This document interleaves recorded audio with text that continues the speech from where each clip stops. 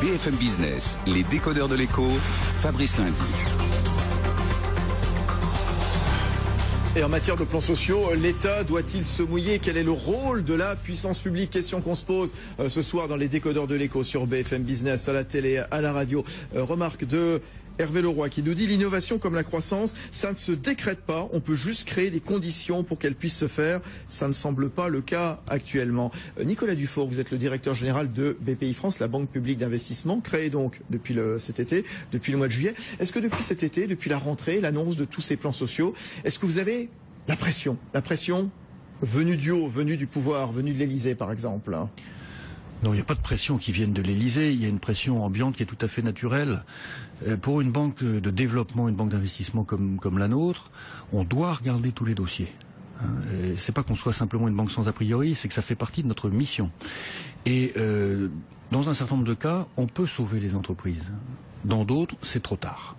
Mais quand on peut les sauver, je peux vous assurer qu'on fait tout ce qu'on peut pour. Alors, je vous donne un exemple. Tenez, cet été, Clestra. Oui. La société Clestra qui fait des cloisons métalliques. On a peut-être dans ses locaux. Des cloisons amovibles, exactement. Très très belle entreprise qui est tombée tout simplement parce qu'elle a complètement raté son déménagement et son système informatique. Bon. Eh bien, nous avons décidé d'injecter du capital avec un partenaire. Voilà. Donc, ce que nous faisons, c'est que nous accompagnons des repreneurs. Il faut qu'il y ait un repreneur. Nous ne pouvons pas être le repreneur majoritaire. Pourquoi? Parce que le repreneur, il fait le travail, malheureusement, de réduction des coûts. Il doit licencier un peu, redresser l'entreprise. Mais s'il y a un repreneur, nous l'accompagnons en capital et en prêt. Pas accompagner des canards boiteux, je crois que c'était votre expression à une époque, Nicolas Dufour. Je prends le cas, par exemple, on entendait tout à l'heure Arnaud Montebourg sur le cas précis de Forgital. C'est dans le département de la Loire, au Chambon-Feugerolles. Il dit: l'État est prêt à rentrer au capital de Forgital. L'État doit aller jusque-là, par exemple? Écoutez, je ne connais absolument pas le dossier Forgital, pour être très franc. Bon, alors très bien. Mais de façon générale, l'État doit rentrer au capital de... Si vous dites que BPI France, c'est l'État, en l'occurrence c'est 50% État, 50% État, 50% Caisse des dépôts et consignations, oui. Le rôle de BPI France, c'est d'injecter du capital dans les entreprises qui ont effectivement un avenir. Elles peuvent avoir connu une maladie passagère.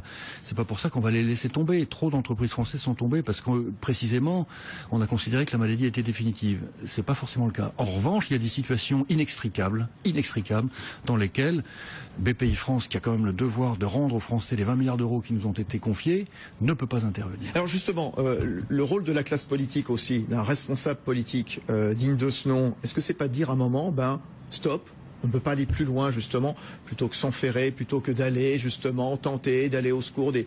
Voilà, parce qu'on est dans une période électorale, Nicolas Dufour. La réponse est oui, et en même temps, il faut comprendre que le rôle du politique, c'est aussi d'absorber le stress du pays. Alors, Emmanuel Le Chypre, Benaouda Abdeldaïm, question, remarque, réflexion à Nicolas Dufour, directeur général de BPI France. Emmanuel. Non, c'est vrai qu'effectivement, on a beaucoup d'entreprises qui ont disparu parce qu'on les a condamnées beaucoup trop vite et qu'elles avaient traversé une mauvaise passe. Voilà, c'est vrai aussi qu'on a un dynamisme entrepreneurial qui est absolument incontestable et que la difficulté, elle est plutôt après dans la phase de croissance.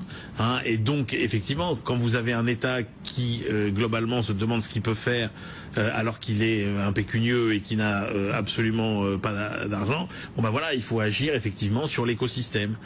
Et encore plus dans les phases d'innovation, puisque autant dans les phases de grand rattrapage industriel, quand on fabrique des grosses structures, etc., on voit bien que l'État sait à peu près ce qu'il faut faire. Mais dans les phases d'innovation, vous êtes dans une phase de foisonnement où personne ne sait quels sont les métiers qui vont sortir des inventions d'aujourd'hui et de demain. Et donc là, l'idée, c'est pas à l'État d'aller dire, voilà, ça va être telle filière, telle filière, telle filière. Non. Laissons les innovations se créer. L'État n'est pas né de Google. Google n'est pas né de l'État, pardon. Et donc, laissons un écosystème, mais libérons les énergies et libérons de ces contraintes quand même réglementaires, fiscales, etc. Quand même les entreprises. Benaouda Abdeldaïm. En quoi la nature du financement des entreprises peut changer à long terme le fait qu'il y ait un taux d'autofinancement en France 20 points moins important qu'en Allemagne, qu'il y ait un environnement, des taux de bénéfices 20 points plus important qu'en Allemagne, que même le crédit est 20 points de base plus important qu'en Allemagne. Qu'est-ce qui fera que finalement ces éléments centraux, ça changera quelque chose? D'abord, je veux rectifier une chose que vous avez dite. Le taux moyen du crédit aux PME françaises est 100 points de base, c'est-à-dire 1% inférieur au taux moyen du crédit aux PME allemandes. On a le taux le plus bas d'Europe. Donc c'est aussi pour ça que je dis aux entrepreneurs, c'est maintenant qu'il faut que vous preniez de la dette. Si vous avez des entreprises qui sont structurées, solides, avec des bons produits, allez en développement. L'argent n'est pas cher en ce moment.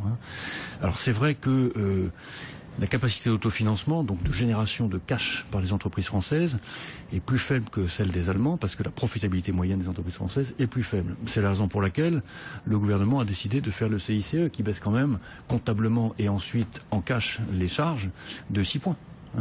Et c'est la raison pour laquelle le président de la République a décidé de sanctuariser le crédit impôt recherche.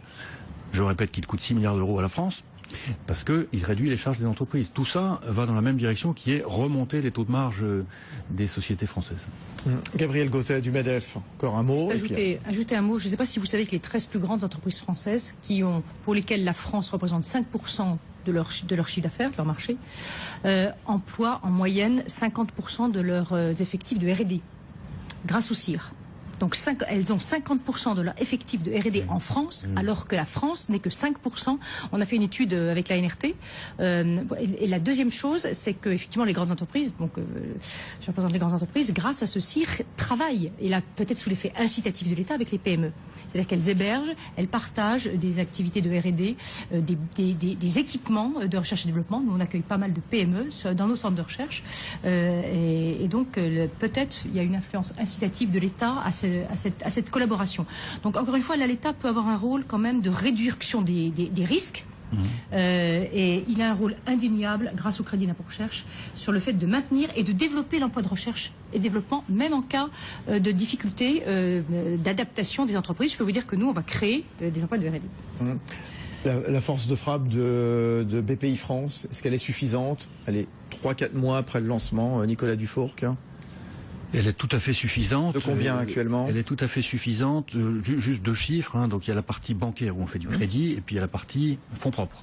Dans la partie bancaire, on pourrait augmenter de pratiquement 40% nos engagements bancaires avec les fonds propres dont on dispose aujourd'hui. De combien ils disposent? Donc aujourd'hui on a une taille de bilan, comme on dit dans notre jargon, de l'ordre de 30 milliards d'euros. On pourrait faire 40 milliards d'euros.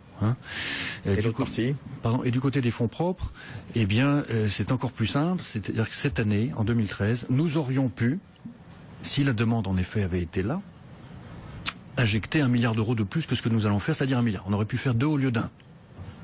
Nous avons les moyens de faire un investissement en fonds propres de l'ordre de 2 milliards d'euros par an. Mais la demande n'est pas là. Et la raison principale encore? La raison principale, c'est que entre janvier et mai, comme je le disais tout à l'heure, l'économie française était extrêmement coincée, et les entrepreneurs, pour plein de raisons et beaucoup de raisons psychologiques, n'avaient pas du tout envie d'ouvrir leur capital. Bien, il y a une raison d'espérer là. On parle de plans sociaux ce soir. Ça sera le dernier mot, Nicolas Dufourcq. Ah, moi je pense tout à fait. Oui, je pense même que l'année 2014 va être une année très intéressante du point de vue de l'investissement en France. Bien, merci à vous, Nicolas Dufourcq, le directeur général de BPI France, avec nous pour les décodeurs de l'écho pour conclure cette émission. Merci à Emmanuel Le Chypre, qu'on retrouvera évidemment demain soir à 19h sur BFM Business. Rediffusion tout à l'heure, 23h30 de l'émission, comme tous les soirs, à la télévision, à la radio. Gabriel Gauthier, vice-président du pôle économique, fiscal, innovation du MEDEF. Et puis Ben Aoud Abdeldaïm, éditorialiste économique. Merci à tous, bonne soirée, bonne nuit. À demain.